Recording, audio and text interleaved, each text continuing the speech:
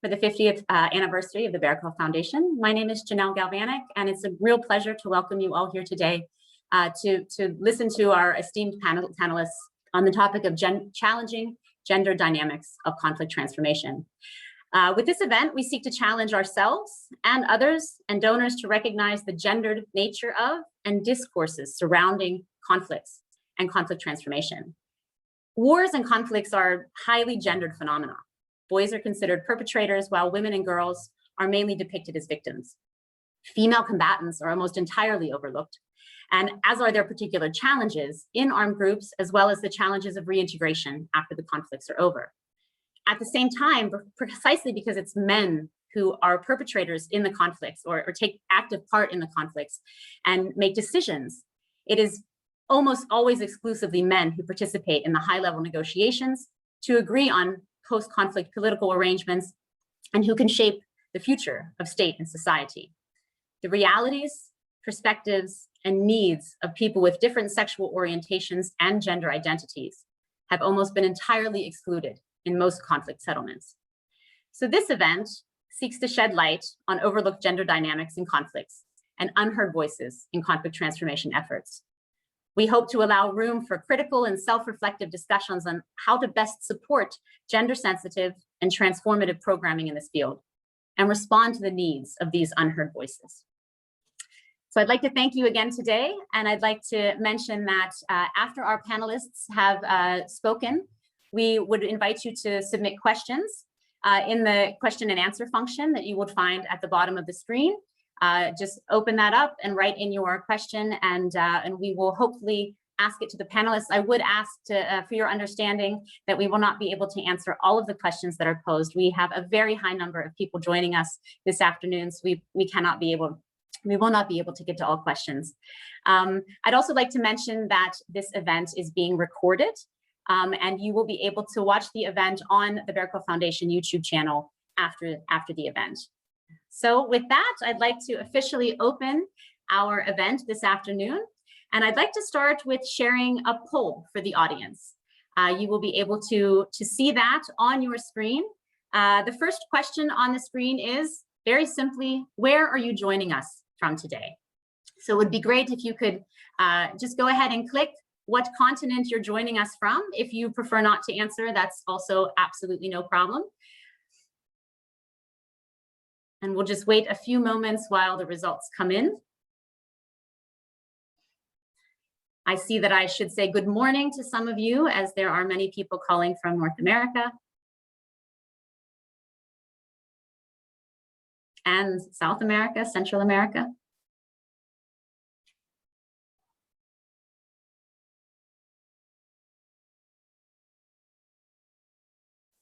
Great, and we'll move on to the next question. Actually, more answers are coming in. We'll give it some time.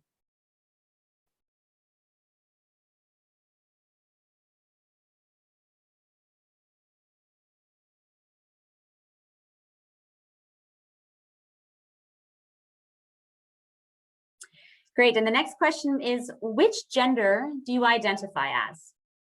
And there are several options. And again, if you prefer not to answer, that's fine. And the third question is, what is your background? And I do understand that there are multiple answers for this, but please just list what you think you most identify as. So as the results, you can see the great majority of us are calling from Europe, but I do welcome all of those others who are calling from Oceania and Middle East and Northern Africa and across the world. Thank you very much for being with us today. And which gender do you identify as? We can see that we are overwhelmingly female in this round, but it's great to see our that others are joining us as well today. And I thank you very much for taking the time to answer that question. And your background. We have peacebuilders, we have gender experts, we have diplomats, mediators, people from donor organizations, and quite a bit of students, researchers, and academics. So again, I want to thank you all for taking part in the survey, and that gives us a feel for who you are and your interests in this event. And again, we're very happy to welcome you. Right now, I'd like to start our very esteemed panelists by introducing Jacqueline O'Neill. She is the Canadian Ambassador for Women, Peace and Security. And throughout her career, Jacqueline has supported the creation of national strategies and policy frameworks for more than 30 countries, NATO, the Organization for Security and Cooperation in Europe, and the United Nations. She has helped establish the field of women, peace, and security and its application in governments, security forces, and multilateral organizations. She's advised the Government of Canada on the country's first and second national action plans on women, peace, and security. And is it a great honor to welcome you today, Jacqueline, and over to you. Thanks so much, Janelle, and hello, everyone. Bonjour à tous et à toutes. Greetings from Ottawa, Canada. It's a real pleasure to be with you here this morning, evening, afternoon, wherever we find you. In particular with Shadia Marhaban, from whom I have been learning for many, many years. And so I don't want to speak long before you have a chance to hear from her and from our other tremendous panelists. I'll just say congratulations to the Berghoff Foundation on your 50th anniversary. And I really appreciate that you're celebrating for a full year. That's something that many of us decided to try to do around the 20th anniversary of UN Security Council Resolution 1325, which is a foundational text on women, peace, and security. We said, yes, of course, 2020 is the 20th anniversary year, but also it should be a full year after the October anniversary, so 12 months plus and plus and plus. So we're still going strong, and I think it's a good way to mark anniversaries and make sure they're substantive. And of course, over the course of all these anniversary reflections, one of the key things that we all heard is about this really big gap between rhetorical commitments and actual implementation. And I know we'll hear much more from that from the panelists, but I thought I'd just offer that I think one of the reasons that we're not seeing the changes that we need is that we're still not penetrating the sort of top of the planning and analysis chain. So even as we are somewhat shifting mindsets, and I don't want to overemphasize that, I'd assert that we're still not really looking at gender dynamics and the root causes of conflict, or even at the dynamics that exacerbate existing conflicts. And very crucially, at the many, many, many different roles that women play contribute to building peace as well as driving conflict. And so I think we need to keep going further and further up the chain of planning and analysis as we're doing. We're looking at conflicts, we're looking at conflict analysis, we're looking at options for providing programming and support, or even monitoring conflict for early warning indicators. And I know this is an example that's familiar to some, but a colleague of mine has been looking at the issue of bride prices, and Fatima and others maybe can speak to this, but as many people know, getting married in many parts of the world is an essential marker of passage into manhood. It's a key part of young men feeling like they're being valued as real men. And 75% of the world lives in communities where there's an exchange of assets at marriage, most often men paying a woman's family. And so bride price, as it's called, can become very inflated, or it can spike. And that means that the ritual passage into manhood becomes harder and harder to attain. And that means that young men and often their families become more desperate for money and become vulnerable to recruitment into various groups. I think we've seen that rising bride prices can be associated, at least correlated, with the growth or expansion of several violent extremist groups. So why are we not looking at things like bride prices and marriage markets as part and parcel of security? And I cite that example because it looks at gender and it looks at masculinity. And I think too often when we talk about women, peace, and security, we think gender equals women, or women are in a separate box of kind of analysis that we'll think about separately. Too often we're doing it in only binary terms. So we're looking at men and women and nothing beyond that expansion, certainly not including LGBTQ+ persons sufficiently in our analysis and our planning. And as you mentioned, Janelle, at the beginning, often it's really through the lens of women as victims, or sometimes as mothers, or often through their association and their relative status vis-a-vis men. And I also like to cite that one point because it drives home a very important element, which is that, well, many of us in government and in NGOs still think about doing gender analysis or thinking through this lens as kind of a nice to have or something that we do in addition to the core security work. There are many people out there who do think of it regularly and think of it as core, and those are violent extremist groups. You know, Boko Haram organizes mass weddings to recruit young men who cannot afford the bride price. ISIS, one out of 5 of ISIS's foreign fighters at the peak of the conflict leaving North America to travel to fight with ISIS were women. And they had very deliberate strategies of women targeting other women, using very targeted messages, recruiting other women.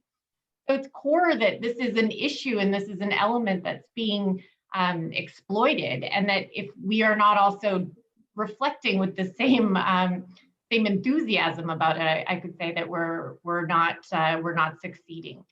And I say that, you know, just to wrap up, to say that as we're moving further and further up this chain of understanding, we also have to be changing our systems.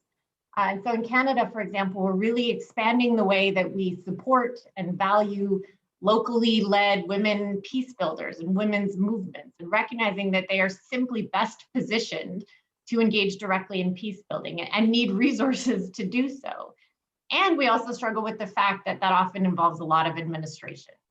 And our parliament and our government have been very rightly focused on accountability, but that means we have requirements in place that you have to demonstrate your funding history. That makes often smaller groups not eligible, or we are assuming that you have the capacity to write detailed reports every 3 months in French or English and comply fully with a lot of requirements. And that has the effect that is the opposite of what we're seeing.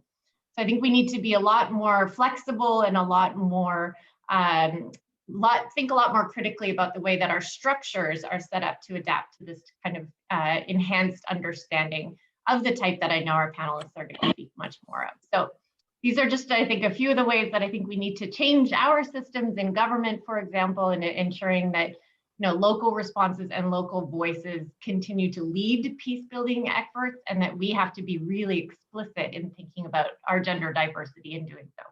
I'll stop here and wish us all the best. Thanks so much, Janelle. Thank you, Jacqueline. Thank you very much for your keynote. And already we're hearing very critical voices come out at this event about how things do need to change, how we need to stop seeing gendered processes being so separate from security, and looking at the way things are structured.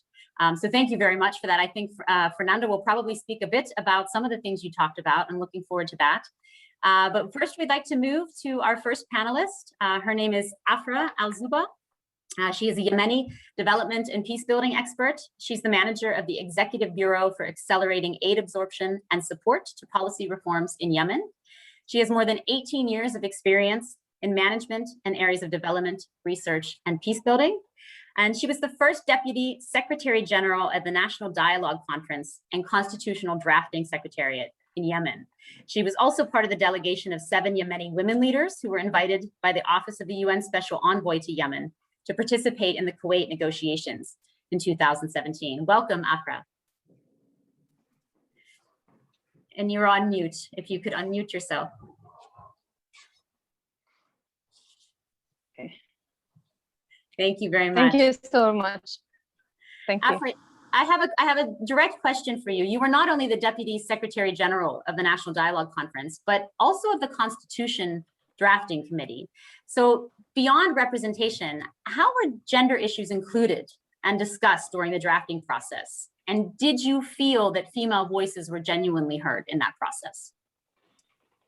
Actually, I assume that the national dialogue process and drafting going through the process of drafting the constitution, it was one of the most important stages that Yemeni women could be proud of.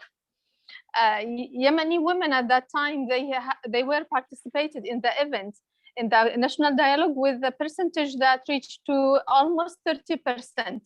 And that was the first time that women can participate in such percentage, and with a very high quality participation. It wasn't just women were there, attended without voices, without clear agenda. Women were very lucky. They were their movement before the national dialogue already established their agenda, decided upon what are their demands and their ultimate goals and aims from the national dialogue. So this is specifically for the women related agenda. And when it comes to the participation in the political dialogue in other issues that is not mainly focused on women, but like state structure, like most important political processes, women voices were there. They were very successful to lead working groups, sheikhs, leaders, university professors. So they showed a very excellent model of how women can be in charge of leading political dialogue and political processes as competent and as successful as men, and in many times better in all means. So I think the process that we passed through in the national dialogue and then followed by the drafting the constitution was a really successful story. Unfortunately, it was followed with erupting of the current war, and this, of course, impacting all our achievements, not just women per se. Yes, women have been affected mostly, and women and children, mostly, but the overall country, the consensus that the country reached to progress in the political transition. Thank you. Thank you very much. It's amazing to listen to you. I wish we had more time in this session to really talk to you more in depth about your experience with the National Dialogue Conference, but I will return to you in a few moments. I would like to introduce our second panelist. Her name is Fatima Ibrahim Musa, and she's calling in today from Nigeria. Fatima is a lawyer, humanitarian, and chartered mediator. Her work focuses on conflict resolution and transformation, sexual and gender-based violence, capacity building of civil society organizations, and advocacy for women and youth. She is an alumni of the International Young Women Mediation Forum and a member of the Nigerian Institute of Chartered Mediators and Conciliators. She's the founder of the Heart of a Star initiative and has a special interest in girl-child education, human rights, and women's empowerment. Good afternoon, Fatima. Thank you for joining us. And if you could unmute yourself, please. Good afternoon, Janelle. It's nice to see you again. My first question for you is the women, peace and security, and the youth peace and security agenda, which you are intimately involved with on both accounts. They're often thought of being separate. In your experience, how do the two of them interact? Okay, so I would start by saying that for every peace process that is inclusive, it is always more sustainable, in the sense that whenever the women are allowed to, take and have full and meaningful participation, then they tend to be able to address the root causes of conflict. However, when you see how the policies are made, and the implementation or efforts from organization actors on conflict transformation, many of these narratives tend to treat women as a homogeneous group, in the sense that they don't have this gender lens, or I could say they are gender blind. And then that to some extent affects the role women play. It's in this sense that whenever these policies are made, you find out that women are being regarded as just all women or all young women, you see. And then that is where the issue is. Whenever this youth, any effort made to address issues, of the young people, then always women are just seen as victims of violence, while the young men are treated as the perpetrators. Then all of the efforts, and concentration goes to the young men, making the women, vulnerable. Or rather, you see narrative, I could talk of the Women, Peace and Security, looking at the United Nations Security Council Resolution 1325, you could see that, okay, it's integrated women, and girls in a very good manner, but then the issue there, you could find issue of accountability and implementation. But okay, the Youth, Peace and Security, like 2250, talks about women. It's strongly framed, you know, with the 1325, but then it doesn't integrate gender. So those issues have always been at the root causes of affecting peace and sustainability platforms, transformation agendas, transformation and developmental efforts from actors and the government, because they do not really try to let the young women play the right role in every effort. And these women have been and have always been the drivers and active drivers and agents of conflict transformation and peace building from the community to the national level. But then they are not really recognized. You know, their diversity, their roles are not really put in place for them to effectively help in achieving sustainable peace in issues of times of post-conflict transformation. So that's always the issue. And then there's the need, you know, that also affects issues of data, you know, disaggregation. You know, you could see young women, but where, how, what is their age, what is their need, what is their unique skills and experience that could be used to address their concerns? That is also not being reflected adequately, and that has been an issue. So if there should be efforts, then that means that whatever policy that is going to be made, it should address the young women, it should address young women, young men. It should be realistic and then acknowledge, you know, the diversity in the gender and then the role women play for achieving sustainable peace. Thank you. Thank you, Fatima. I think already we're speaking about something that's probably going to come up quite a lot this afternoon in terms of localizing the women, peace and security agenda, and how do we do that? What are best options for making that possible? I would like to turn now to our third panelist, and I should say for the audience, I'm only giving a brief biography of each of our panelists, but in the chat you will find the complete biography of everybody that we have with us today. I would like to now welcome Fernando Serrana Amaya, and my apologies for not pronouncing your name properly. Fernando is the assistant professor in the Department of Languages and Cultures at the University of Los Andes in Colombia. He has developed his career as a researcher, consultant, and lecturer, and has extensive experience working for NGOs, international cooperation agencies, and state institutions in Colombia. His research interests include gender and sexual violence, peace building, social policy, and knowledge management. And his most recent book is Homophobic Violence in Armed Conflict and Political Transition, which was published in 2018.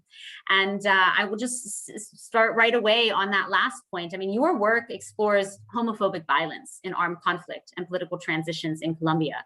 So thank you very much for being with us today, Fernando. And I would love to hear how this work on homophobic violence is related to gender dynamics of conflict and its transformation. Thank you for inviting me. First of all, I would like to say that there has been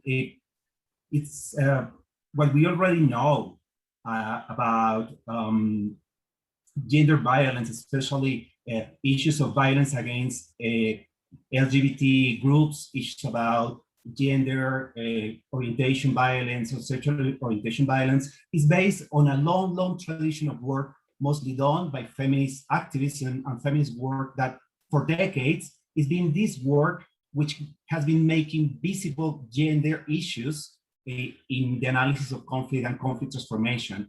In fact, Berkhoff Institute has been a very important institution in making this gender analysis relevant for issues and discussion on conflict transformations. In this attempt for making gender visible, these issues, however, issues of gender identity, sexual orientation, gender expression, has been less visible. What we already know about this topic is the result of accumulated years of efforts done mostly by activists and their organization in the fighting for the rights in conflicts and in political transitions. We could say that violence based on gender identity or sexual orientation is part of the different forms of gender-based violence and sexualized violence that we've seen in conflict. These forms of violence, in fact, are part of the continuation of these previous gender orders that are already in societies facing conflicts. And they are part of these forms of hierarchies, privilege that most societies already have had before the conflicts. No? Somehow it is also, these forms of violence are also part of the gender orders that are required by conflicts. So we could say that it's a very strong connection between violence based on gender identity, sexual orientation, and the other forms of gender and sexualized violence. However, which part are these forms of violence taking? In which part of the gender and sexual forms of violence that we see in conflicts, these forms of violence are taking? And I would like to say 3 ideas in order to understand what is the role of these forms of violence based on gender identity and sexual orientation in this case.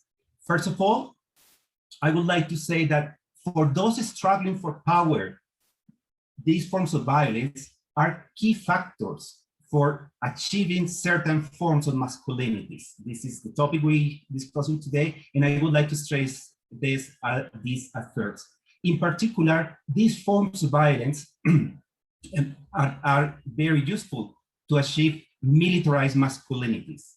They reinforce gender orders and hierarchies that often portray some men as appropriate, some men as whatever they do, they are more acceptable because they are heterosexual, because they fulfill their marriage duties, because they fulfill all acceptable norms, and therefore portraying some other members of the communities as those who are the abnormal or outside the order is a way in which somehow they reinforce what they do, which is often a form of militarized masculinities.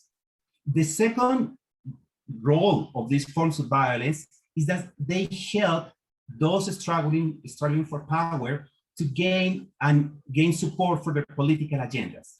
Somehow, the uses of this violence help them to become not only those who are struggling for power, but also those who obtain, secure some kind of moral order, the keepers of the moral orders of communities. And the third idea that I would like to stress for why this violence happened is that it portraying some members of the communities as those who are abnormal, out of the order, somehow increases a sense of insecurity, increases a sense of fear in the communities that helps, again, those men who are often portrayed, the ones who provide security, stay in their positions. We already know that often security is seen as a male duty, so increasing those senses of disorder helps them to reinforce the idea that we are the ones who support the order and who provide security in these communities. That's what I say, that homophobic and transphobic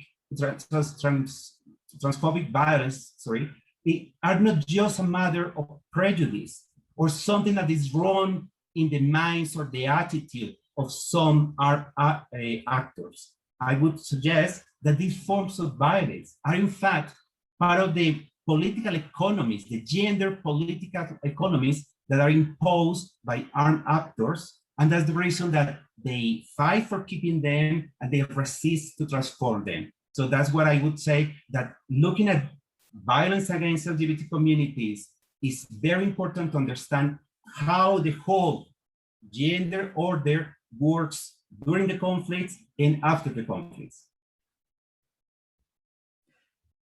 Thank you very much. This is fascinating and extremely insightful. Thank you. I hope we can have a number of questions about this, because I'd really like to talk about this a bit more. Thank you very much. But for now, I'm going to turn over to our last panelist. I'd like to welcome Shadia Mahaban. Shadia is an international mediator, capacity builder, and activist from Aceh, Indonesia. And her areas of expertise include the political transition of resistance and liberation movements, ceasefire, disarmament, and reintegration of female former combatants. Right now, she currently works as a consultant for the Berkoff Foundation and Mediators Beyond Borders. Welcome, Shadia. And I'd like you to ask you to unmute yourself so we can hear you. Thank you. Thank you. Shadia, would you like to tell us a bit about what you think are the missed opportunities for Aceh for women's participation in the post-war transition and leadership? Okay. Greetings of peace to everyone, and thank you very much for this opportunity. I think if after the 16 years of the process in Aceh, we realized that many, not only about women, I think there are many things that are missing, but we cannot roll the time 16 years ago. We cannot return to negotiation. But what we miss is actually to have a specific written in the peace agreement. That is what is lacking. Because if we are hoping from the process or from the donors, that will be very difficult. The example of the gender blind, for example, on the economic facilitation for the former combatants, that is something very concrete. Only later on that we can sort of make a correction for the women to receive their package and things like that. So I think it is very important to have it written in the agreement, in the peace agreement. And it has to be a little bit detailed, I think, because, you know, during this process, many things have changed. So we want to make sure that the women process is taken care of. And also the opportunity for example, for land, the men can receive land from being a combatant and reintegrate into the society, and then they will receive land.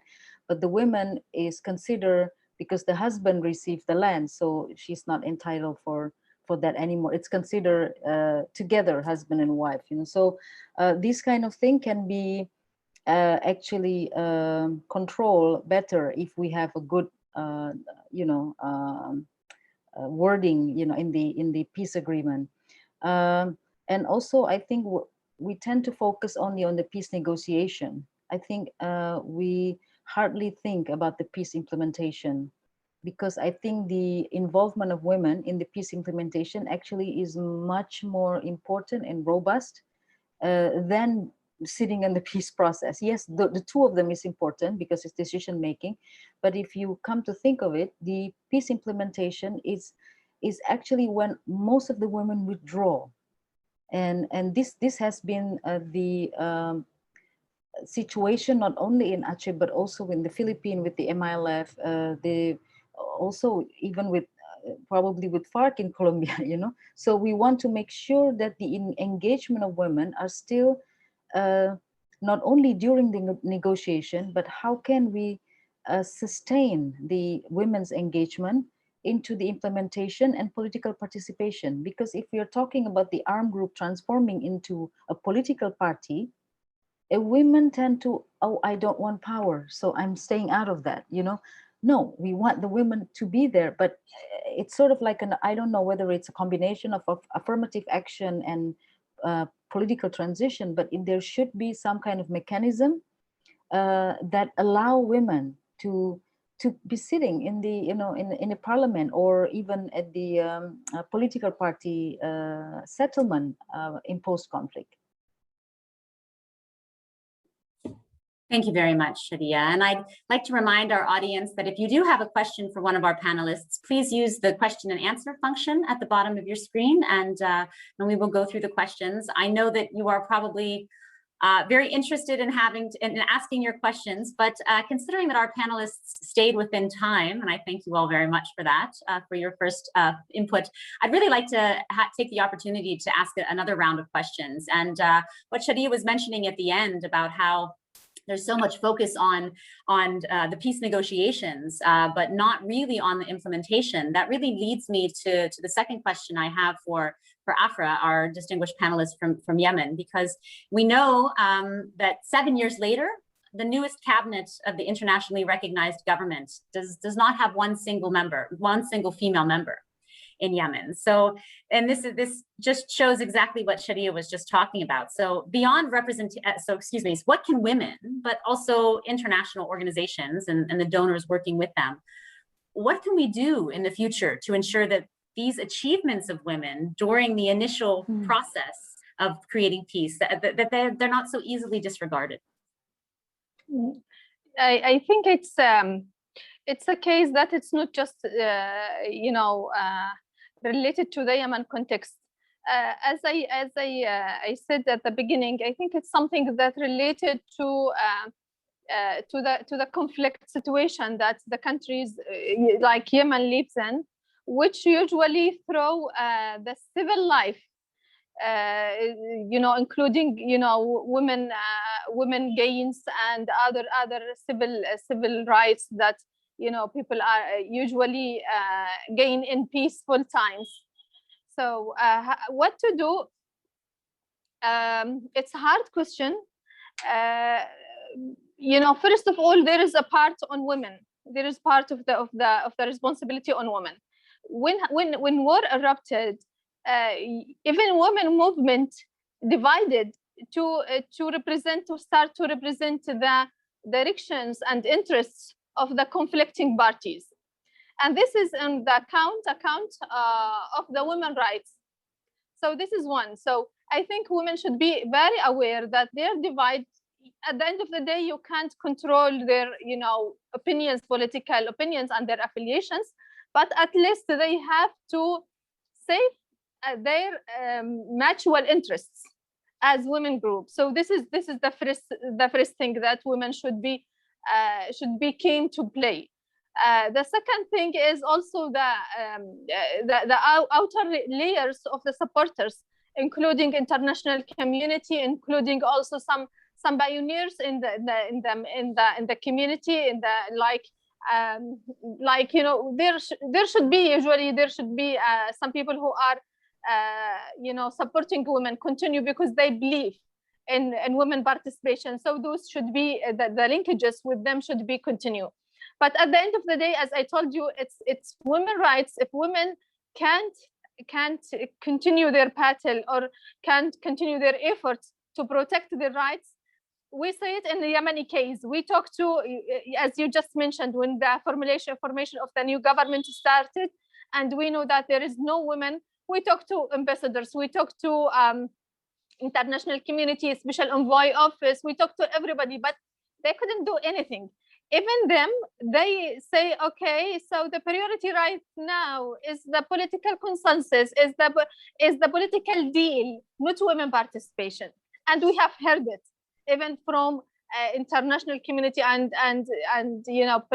diplomats, that we think at least they will be much more eager to support women claims. So yes, it's women's rights and women rule to defend their rights. Thank you very much, Afrah. That's quite insightful and also sobering to realize that women's participation is not seen in many contexts as a priority. Yes. But it's quite obvious that women are very, very much involved in peace initiatives worldwide. And as Fatima said, they're part and parcel to peace work. So Fatima, there's a question for you. I mean, you support girl education and women peace initiatives in Nigeria. So how do you, in your opinion, how do these contribute ultimately to sustainable peace and development in Nigeria and beyond? Okay, thank you, Jacqueline. Thank you, Janelle, for that question. I would start by saying that on issue of the girl child education, which has been sad, at the rate of the uneducated children that we have, I could say that I am among the few privileged ones to have gotten the quality of education that I have as a Nigerian, and looking at the context that I am from, the northeastern part of Nigeria, which has been ravaged by the conflict.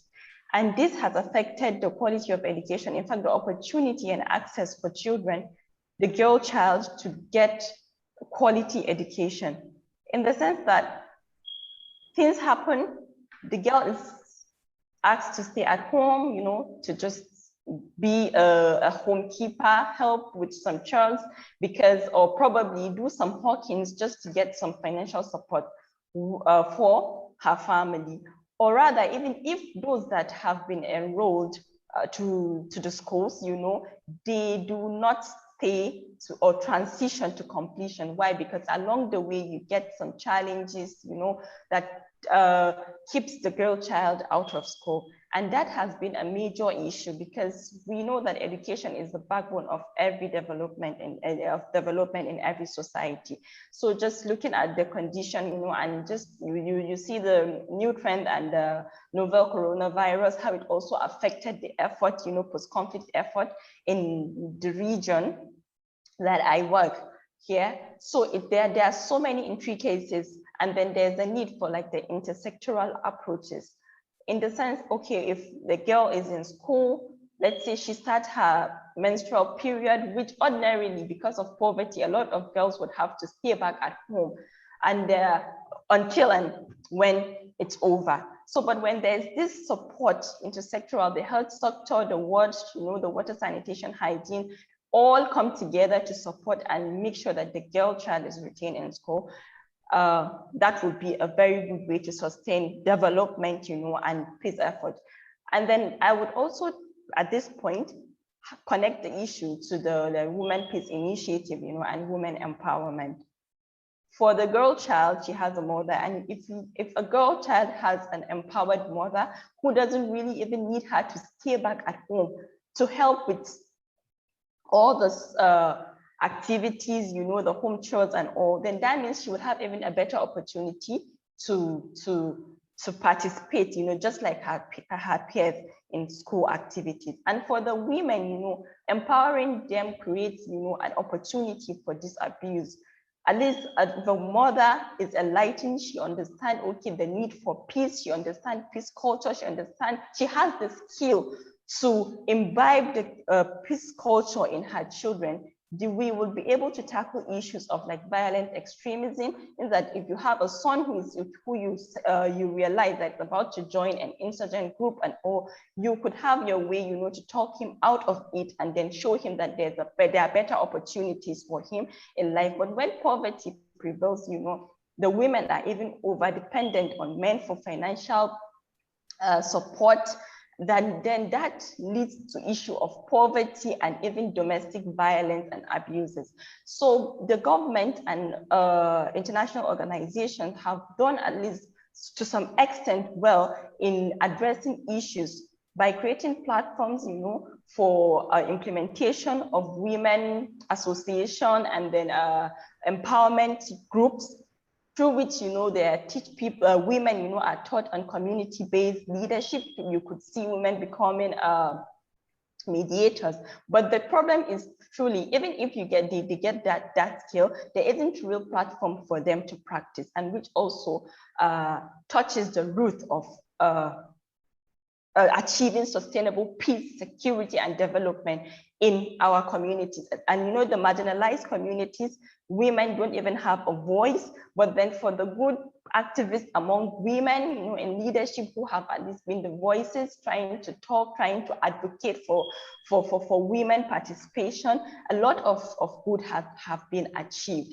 And then if we look at the National Action Plan, there are a lot of gaps, because many of these things, like if I could give an example with the case of Nigeria, the attention is being given to issues of protection, and then prevention, not really issue of participation and representation, which women need the opportunity to also take part, in leadership platform, in decision making in their communities. You find that there's a House of Representatives, and then you find someone leading a committee on women who is not a man leading that committee. So you could imagine someone making the decision for issues that he really has no knowledge about. Or you could see that, I could give an example again with issue of this COVID-19, where there was this creation of the presidential task force. And then, including women, it was after some outcries, that there were women in that committee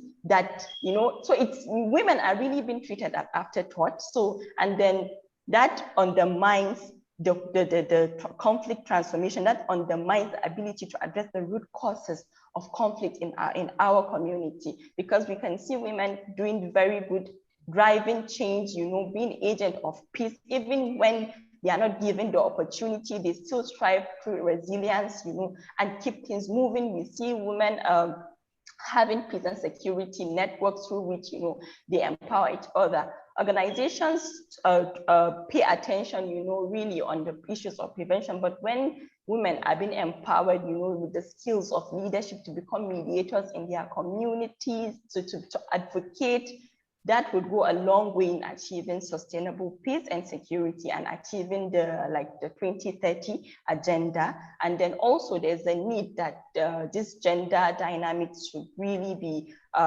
incorporated and paid attention to, you know, in issues like the sustainable development goals, that on gender equality, and then that 16 on peace and security.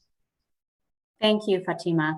That actually, thank you very much for some of the, you know, perspectives on what it's like for women in northern Nigeria. I greatly appreciate hearing what women, what the challenges are that women have, and you spoke a lot about, you know, support for these women and the structures, the infrastructures that are needed in order to support them and their initiatives. And it leads me to the question, actually, the final question I have for Shadia before I come back to Fernando.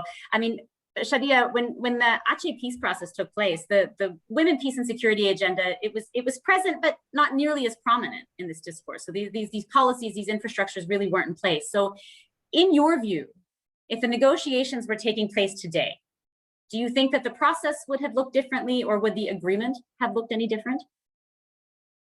Yeah, I think it will be, of course, it will be look different because it will be reflected on the peace agreement.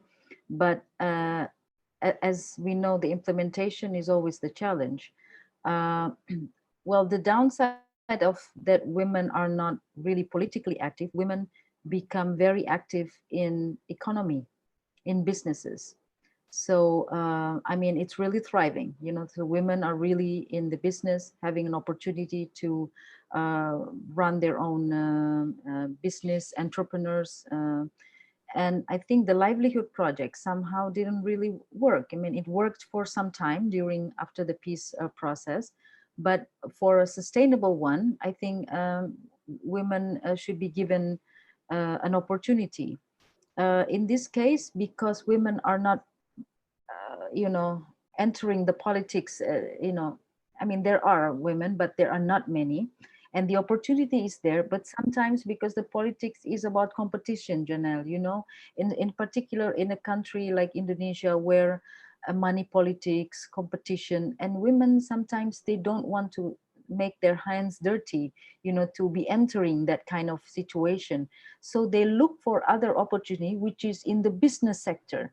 So when the business sector, their bargaining power, it's even better to you know, to enter into politics. So if you see now, there are many actually women who are now rise and enter into politics with the business, you know, because at the end of the day, when people are doing money politics, when people are not, you know, democracy is practically in our part of the world is being hijacked, you know, so everyone can say, oh, I'm the best candidate, you know, and we don't know what's their track record, you know, but women invest in time, show that they can help the communities, show that they can help people, and from that they start. So people see the track record. Hey, these women actually have money. Not only she have, but she have a heart, you know, and she helped poor people, you know. So that's when she built the trust from the community. So I don't know whether that's good and bad because you can't really see. Maybe if women jump right after during the conflict, maybe something bad would happen, you know. So we don't know. It's like, you know. I don't know what to say. I mean, it's like magic things happen. You never know what will happen because after negotiation, things are not very clear. But as I learned also in the Philippine process and other process in Southeast Asia, that to change the dynamic of women, peace and security is actually to have more women mediators, to have more women envoy. You know, and that's actually what we are pushing now in Southeast Asia, in particular in the case of Myanmar. We are pushing for a women envoy for Myanmar. And this is something that I think, you know, Indonesia, Singapore, Malaysia trying to push, because you can't be on your own, you know, and just work there, but you have to really expand. You have to really spread your wing and work at the regional level, because the regional level can support you, can bring the voices that you can bring internally. You can voice it out at the regional level meetings. Thank you, Shadia. I'd like to ask the last question, and it also has to do with the peace agreements.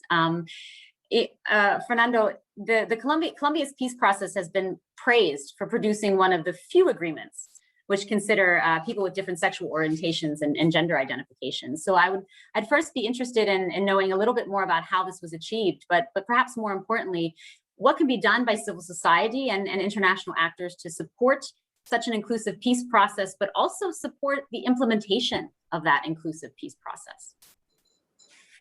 Thank you.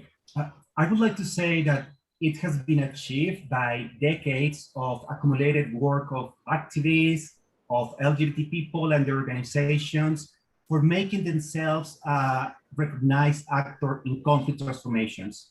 Once you recall the histories of conflict and strategies to deal with portrayed conflicts, you often will hear LGBT people, sometimes openly, sometimes not, already participating as individuals or with organizations in the many phases of conflict transformation. Feminist women working with women organizations, lesbian women working with women organizations. There is always a presence there. So what has happened in Colombia is already raised in this long history, and it's a history in which this work is already has been happening before the formal peace agreement, in which people in communities already find ways to deal with armed actors and to create their own ways to survive there, to negotiate informal agreements, and to make themselves like a valuable actor in these actions.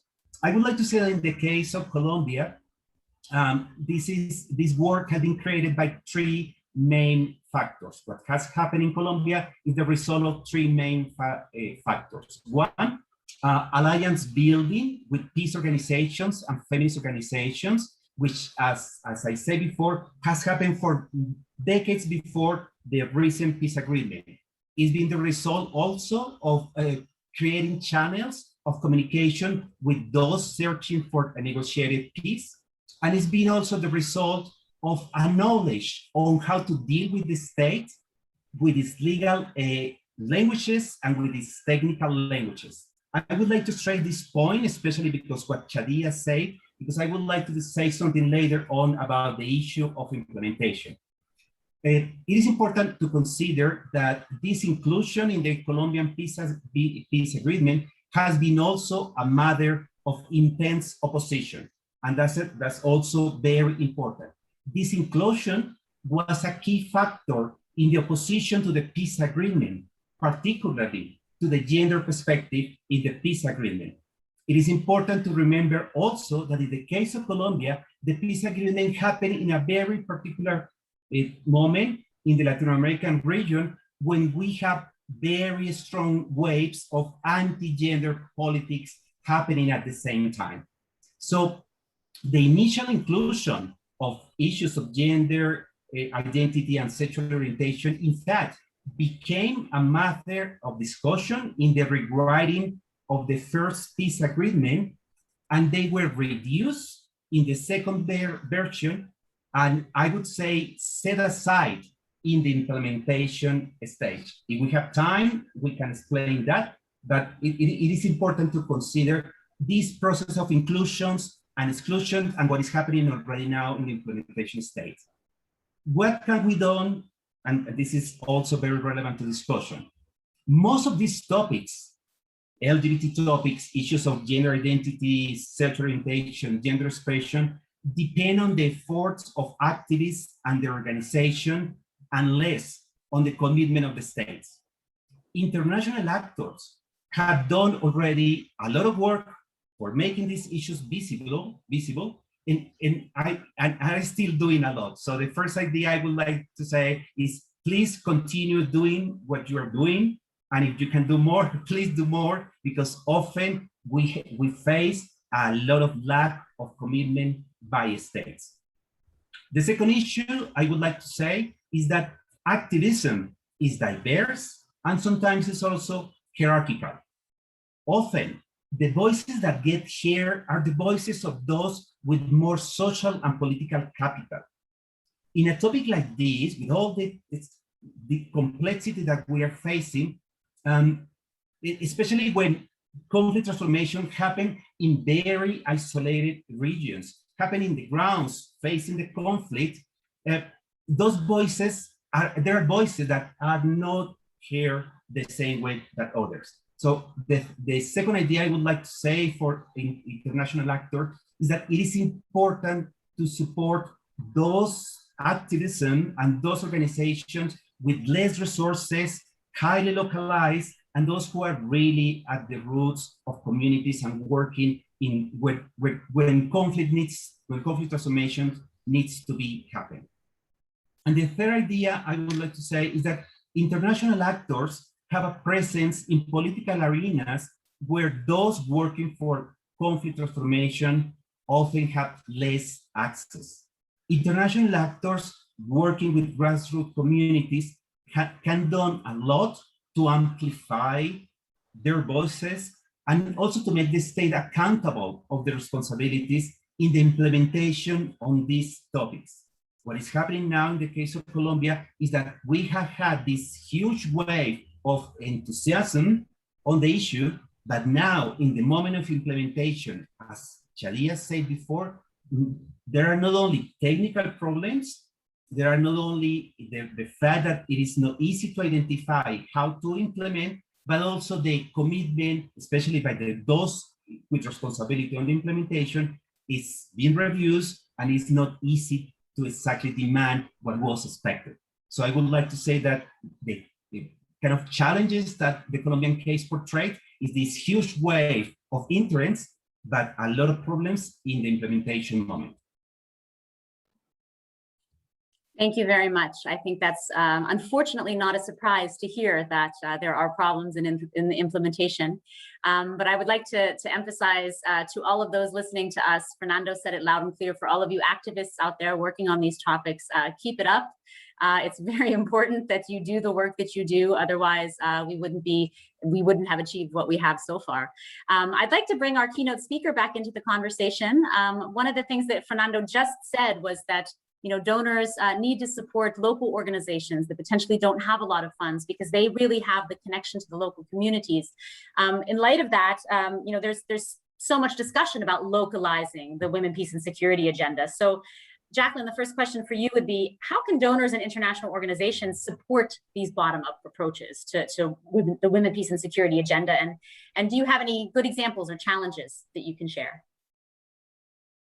Sure. I mean, I really enjoyed hearing everybody's remarks. I think they're so on point, and they do boil down to this question for me then is, how do we support these movements? As Fernando just mentioned, we often have access, first of all, that many parts of many movements don't. So there's an element of using that when we are at the table.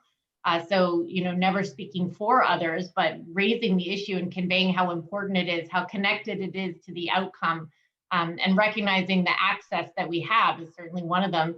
And then resources and funding is just so crucial. And that's something in Canada we've dedicated increasing amounts to. We have a number of programs. Recently, we announced $300 million for community level grassroots movements. And as I mentioned, also, it comes with challenges in terms of the fact that as large kind of donor country, we don't necessarily have the networks of the smaller organizations, so we've had to rely on others. But something that we did this year around the 20th anniversary of the Women, Peace, and Security Resolution is that we launched a campaign in support of women peace builders. And part of that was based on the idea that we kept hearing from women similar challenges. So one was that women were still facing the challenge of getting access to decision-making tables. So with our embassies around the world, we're thinking, how can we use Canada's diplomatic status, the access that we have, to create more space for others? So the issue that we were just talking about, how do we get ensure that that women's and other people's voices are heard directly at decision-making tables. The other thing, of course, we heard about was resources. And so trying to make sure that resources are increased. Protection is the big one. And we're hearing so much more about the increasing targeting of women peace builders, of gender diverse peace builders under different guises because of a pandemic crackdown, all kinds of ways that governments are using their power to shut down space in civil society and by peace builders. So we need to think about through immigration, through various forms of protection and providing protection, how are we supporting people who are putting themselves at great risk? And then the last thing relates to recognition. So we heard a lot about the fact that the contributions of community level peace builders are still either unknown or deeply undervalued. And so we launched a campaign called #PeaceByHer in I think 12 different languages to profile women peace builders, to say this is what we mean when we're providing these examples. And Fernando, hopefully you'll be pleased to hear this, but in this month, or this period, which is Pride season in Canada and many other countries, we've changed it to be Peace by Them, to recognize the value, the peace building contributions of gender diverse people and the LGBTQ community, because while there's resources and accesses and protection needed, we unfortunately still are at the level of needing recognition. And I think that embassies and governments like Canada can provide all of those. Thank you very much, Jacqueline. That's an excellent start to our question and answer session. And then we have a number of really great questions that have come in from the audience. I would just like to remind everybody that if you have a question, please use the question and answer section at the bottom. And please bear with us. We will not be able to ask all of the questions. But I would like to start with a very specific question for Fernando. And the question is, you talk about how, the donors and international actors have invested, quite a bit of time and energy in tackling gender equality issues in conflict prevention and peace building through the lens of the Women in Peace, Security and Agenda. But this does not explicitly mention LGBTQ rights. So the question for you is, how have donors been approaching issues of homophobic violence so far? And potentially also a question for Jacqueline, how could donors better engage with tackling homophobic violence? So I'd like to turn over first and foremost to Fernando to answer that question. Thank you. I think the discussion on the Women and Peace agenda is very relevant because there have been already certain attempts to make issues of masculinities relevant in that agenda. It is true that masculinities and the role of men in that agenda is really not explicit. However, you could say that those issues are there because often in that agenda, there is a big discussion about the role of gender orders, not only in facilitating several things happening during the conflict, but also the important role of changing, challenging, transform gender orders in the post-conflict situation. Therefore, there is a big space for raising issues of masculinities in general, but also to expand the idea of what is gender and how is gender understood in that agenda. So I would like to say that there is very much to do in the Women and Peace agenda without erasing its focus on the needs of women, but also to include other aspects of gender there. So that's the first question.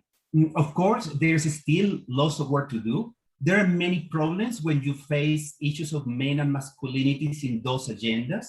We always face this very problematic argument of the not all men, which is very problematic when it is raised on those issues because it tends to move the focus to areas that are not very useful.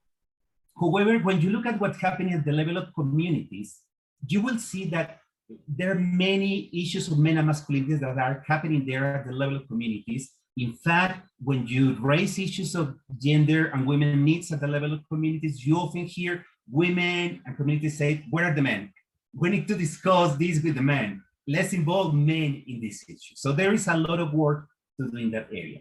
The second topic that is important is that when you consider the role of LGBT communities, the idea, how to expand this approach to gender, you always find that, first of all, LGBT people and the organization, they have been already creating strategies to deal with conflicts that are very important to make visible.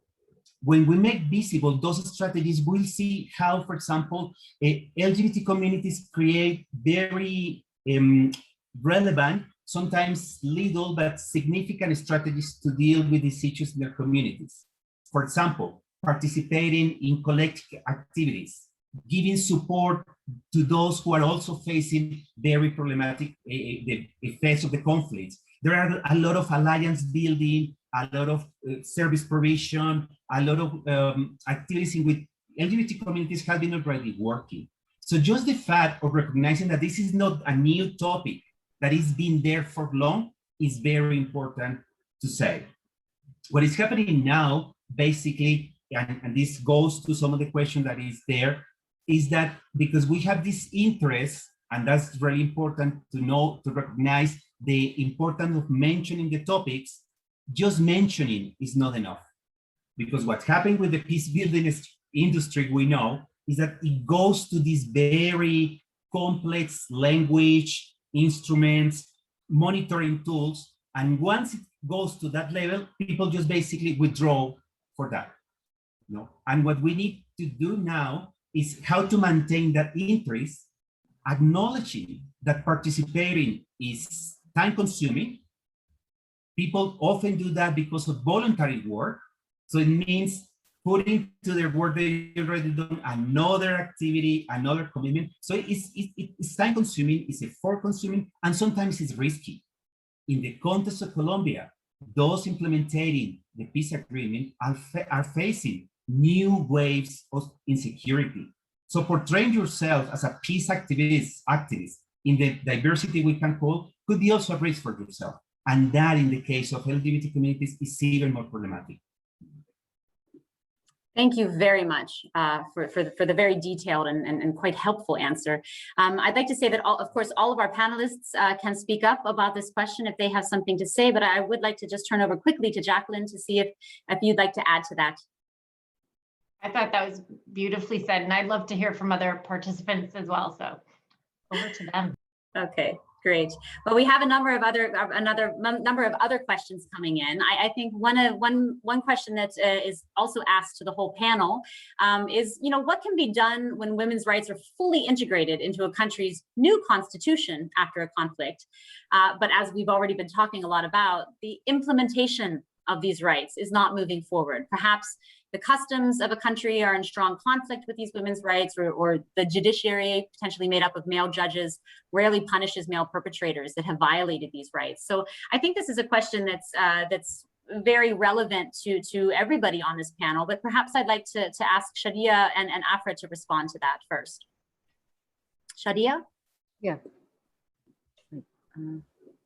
Okay, I think on the women's right, of course, there is also for a post-conflict with the resistance liberation movement sort of baggage in the past, there is also a different agenda from the government when the position of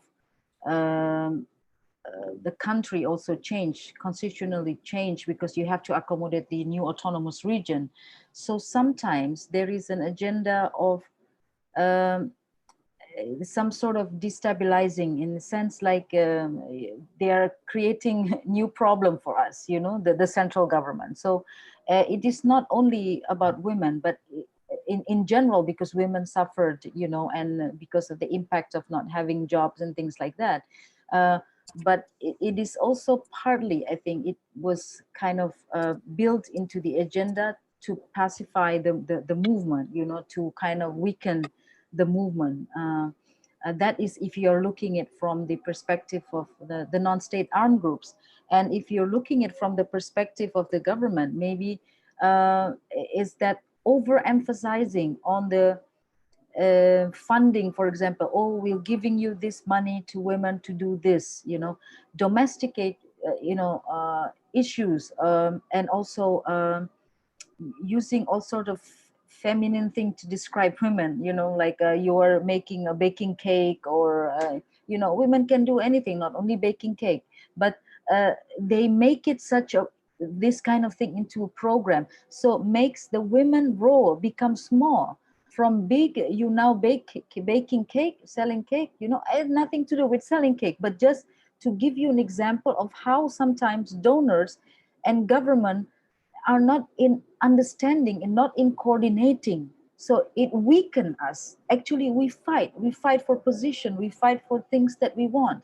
But because there is this you know, most donors are G2G, not directly to women, you know, or to the NGO. So that's why we're having difficulties. That's case happened in Aceh, case that happened like this happening in Philippines and Myanmar.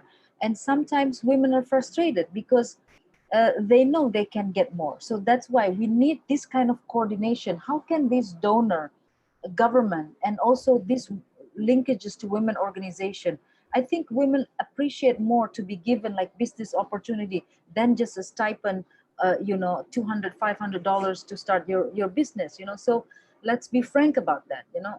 And if we want to talk about sustainable, we need to also build confidence, you know, and to have men also working, you know, together with women. So it should be a partner instead of creating a new boxes, you know, women box and men box, you know. So I think sometimes we didn't realize it, but there is this big agenda, in particular in post-conflict, where money are pouring, and when civil society organizations are growing like mushrooms, and we don't know what they're doing, you know, we don't know what they're doing. So there's no coordination, there is no there should be a thing to simplify. I don't know what it is. Second is that I want to talk about, to share about, is probably the role of social media. We don't talk often about, you know, investment in fast internet. You know, we don't talk about this. You know, we talk about livelihood for, no, women can actually do businesses through cell phone. And I've seen how successful women doing, you know, Instagram and businesses, and that's an income for them and for the family. So if we invest on, you know, donors or government invest in fast internet, a lot of things can be done. Also create you know, a startup company, you know, that runs by women, men and women working together. Young women can recruit, you know, their you know, mother or something to work for them, you know. So I think we didn't think about this comprehensively, you know. We didn't think hard about how to create a sustainable kind of help in post-conflict, because the situation in post-conflict is really, really different than a normal situation. Thank you, Shadia. Very concrete measures that we can all undertake to try to tackle some of these issues. Thank you very much for that. I know that Afrah is struggling a bit with her internet. I'm not sure if she would like to also contribute to the answer. Actually, I think she's just left us, so we'll come back to her on that. In the meantime, I will move on to the next question from the audience, and that's about the role of peace education. And I'd like to focus this question to Fatima. What role can peace education play in changing the gender dynamics of conflict, of peace and conflict and peace implementation? Fatima? Okay, thanks, Janelle, for that question. Peace education plays, you know, vital role in transforming the society from the conflict situation, you know, to the post-conflict transformation and development. In that, when the peace education is inculcated, let's say into the school syllables for children, you know, they understand.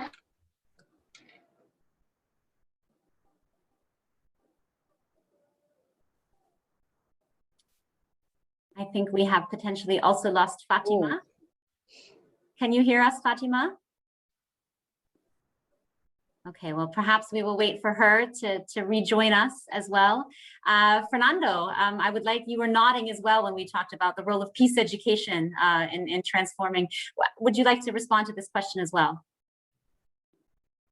Thank you. In fact, in the late 90s, early 2000s, there were already discussions at the level of UNESCO for raising issues of masculinities in relation with peace education.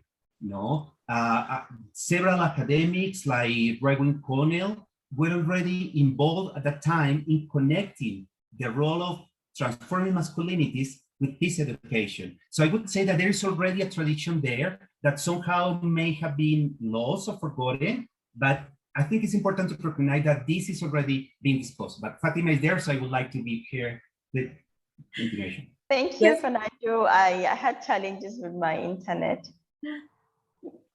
Yeah, so that's the point when peace education, is inculcated, and then also on the, on the social or community level, people are enlightened to use to be ambassadors, of peace and embrace the peace culture by making them understand how vital, the role of peace is in the development of every society, because many of these efforts is that people don't even know what it is. They don't even know how peace works. They just feel, okay, peace is just, you just have to agree with each other. But then, when people understand that peace means tolerance, peace means that even when you have a dispute with someone, you might not agree, but at least settle that disagreement in an amicable manner, then that goes a long way in achieving peace and development in the society. Thank you very much, Fatima. I'm glad you were back with us. I understand we also have Afrah back with us. And Afrah, please, if you need to leave off your video, that's fine. We understand that you're struggling with your internet connection. But there was a question that I would really like to, good, great, thank you. I'd really like to direct it to you. And that's the question about what can we do when women's rights are potentially integrated into a country's new constitution, but the implementation of these rights is not moving forward. So what can we do about that situation? Okay, so I think it's something related to the integrating women agendas and all, especially if we are speaking about post-conflict countries, and integrating women agenda in the reconstruction and the reconstruction of the country and the the development agenda that the international community usually interested to implement for countries, for post-conflict countries. Somehow it's to acknowledge the difficulties that women face. So this is very important to be and not to stop, to continue to work on the legal framework. If there would be kind of elections, so candidates for the elections, if there is some new, sometimes after post-conflict, usually there are new authorities or not authorities, institutions established to take care of the post-conflict preparations or arrangements, either in reconstruction or political agenda. So to insist on involving women in these structures. So it's to step back a bit, and even if we have to take the steps, again, and to advocate even for the essential rights, we have to. But the most important thing is not to feel pessimistic or feel that all what we have done is just thrown away, and we have to start involvement, engagement. It's as equal as men, and in the community. So women have to believe about these rights and continue to find their way how to do it, and of course to build partnerships with international community. And sometimes, because sometimes, again, I'm speaking on the post-conflict countries, sometimes there should be a flow of donations or donors, support to the countries in these stages, so we can build on the partnerships with those agencies and donors to put women agenda in their list. And this will sometimes it helps a lot, and it brings back the local people, the men, the leadership of the country back to reality, that women participation is not a gift, it's a right. Thank you. Thank you very much, Afrah, and I'm so glad that you're able to stay with us for this. I have a very specific question directed directly to Shadia. And the question is, you spoke about women being absent in peace implementation, and this was mentioned a few times. Why do you think that so many women withdraw during the implementation phase? I mean, you mentioned before about women not necessarily being politically ambitious. Perhaps you could expand a bit on some other reasons. Yeah, I think in post-conflict setting, we tend, women are not, ambitious going out there and looking for something, like power or position in the government. And also, I think we did try, I think in Aceh once with women political party, but it didn't work because logistically we don't have any financial support, while the men can actually doing businesses here and there, get contract and finance the political party, and women don't have that opportunity. So I think if we have the money, we could, it's just the thing that in post-conflict, you don't know what to be expected. And most donors are not going to inject or invest the money in women's political party, so it's not going to happen. And most of the donors are also using civil society organization or NGO, and therefore sometimes the NGO are not directly with the women that are affected by the conflict, because the NGO also have their their bubble, space, their own people that goes to meetings in central government who speaks English here and there. But actually all those people who are working on the ground, they are not part of this. So it's actually the donor funding the NGO and also organizations without understanding that connected directly to the women on the ground. This has happened again and again. You see it in Myanmar, you see it in Aceh, you see it in the Philippines. I'm giving you the context of Southeast Asia. Why it keeps happening? Why things didn't change? Because simply donors also want an instant result, right? So they want to get something very quick, a year or two program, and then they can leave. So they use the NGO to work, but actually NGO should be working together with women, whether they are women combatants, I'm giving an example of my own group or even FARC or whoever. They have no opportunity to engage and to attend meetings in Bogota, to attend meeting in Jakarta, in places like that, to be able to speak whatever they want, to the donors, or they are not meeting ambassadors. So these must stop. These things must change. I think government donors or whoever engage in women, peace and security, if we want this to change, we also must utilize the regional network. Why I keep saying about network? Because actually the regional network currently is only doing the women, peace and security agenda, and they're not really mediating. So we want mediating. We want them to mediate directly the conflict, and they understand the context of that region so that they can help. If the donors don't want to deal with the government, donors can deal with some of this network, and then invest the money in an NGO that work with the women, not just having small portion of livelihood program. I even don't want to hear that anymore on women on livelihood program, to be honest, because I think this is a little bit degrading, because we need to move forward to business. Why not talking about business investment? Why not bringing whoever government were interested in doing technology and hire them, and things like that. So I think I talked too much enough. Thank you. I don't think that's a problem. I mean, we are running out of time, unfortunately, but I think that there are a lot of people that could listen to all of the you panelists speak for quite a much longer time. It's been extremely insightful. We have, like I said, we are coming to a close. I'd like to ask one more question that has come in from the audience. It's to the entire panel. How do we integrate and protect LGBTQIA concerns in development programs and thereby contribute to an inclusive peace implementation process? So perhaps I'll turn first and foremost to Fernando to answer that question, but please, if there are other panelists that would like to speak up on this, please do so.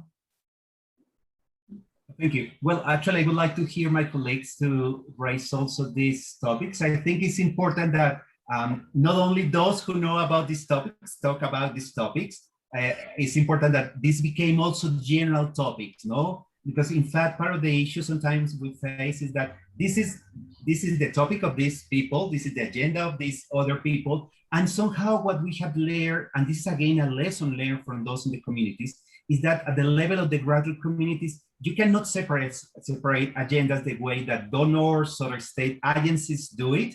At the level of communities, you have to work with everybody, you have to connect with all the agendas, and you have to find the interlinking between those agendas. I've seen young people working with youth agendas, also raising LGBT issues. In fact, there is an amazing emerging now interconnection in these agendas at those levels, connection between LGBT agendas and environment. There is a lot of connections done on that way.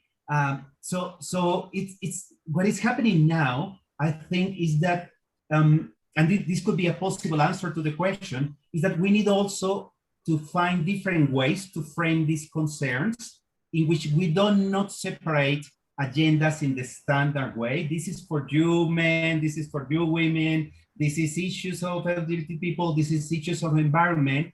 Is more finding ways to create more, let's say, solidarity alliances, less based on identity issues.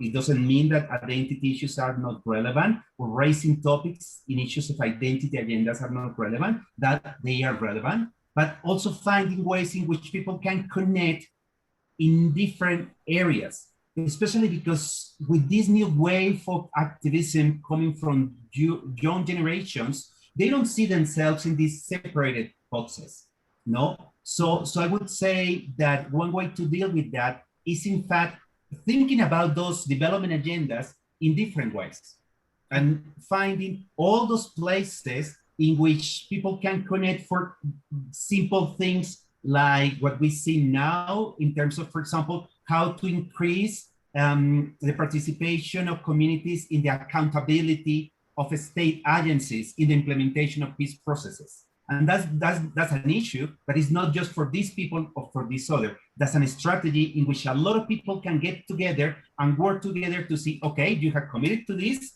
let's show us the result of that. And that's something that can connect and create interlinking strategies for different people with many different agendas. Thank you very much, Fernando, for those very wise words. That is definitely true. I think that we are at 2 minutes before the end of our time. And for that specific question that I asked Fernando, if Shadia and Fatima and Jacqueline would like to say something about that, but also I'd like to turn over to the three of them just to say a few last words. Maybe if you have just a few sentences that you would like to get out. I'll turn to Jacqueline first. On the point we just discussed, I think we have to remember as diplomats that homosexuality is criminalized, sometimes at penalty of death in many countries. And so we have to always be, we have to have relationships with those communities in the countries where we're working, and then take direction from them on the degree of activism and outspokenness in ways that they're profiled. So recognizing that it is such a risk in so many places to raise this, having the courage where we need the courage to do it, but always doing it at the direction of, and to do that, we need relationships. And the same goes with women peace builders with every other community level. So we just need to build relationships and listen. And on that note, I'll stop talking. Thanks so much, everyone. Thank you. Fatima, would you like to say a few last words?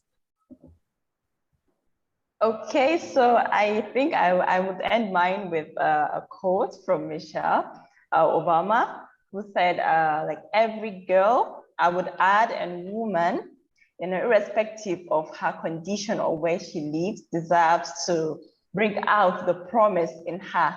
So irrespective of where we are, the women, there should be inclusivity, and then the diversity should really be considered, and the gender dynamics, because this is just one way to achieve sustainable peace, security, and development in our various communities. Thank you, Fatima. And we've unfortunately lost Afrah again, but it was a real pleasure and honor to have her with us today on the panel. And that means that I will turn over to Shadia for some very last words. Yes, thank you. I think at the end, peace is for all of us, and I always think that my work is like planting a tree. So I don't see the result right away, but I invest in my work, in what I'm doing, and I hope to see the trees and the fruits one day. And that is for the women. Thank you. Thank you very much. Thank you so much to all of our panelists and to our keynote speaker today. It was a real pleasure to have you, and it was very insightful. And I thank all of you who've participated in this webinar, and for those of you who've stuck around to the very end, thank you very much for taking the time for this important discussion, and all the best to you. Good afternoon.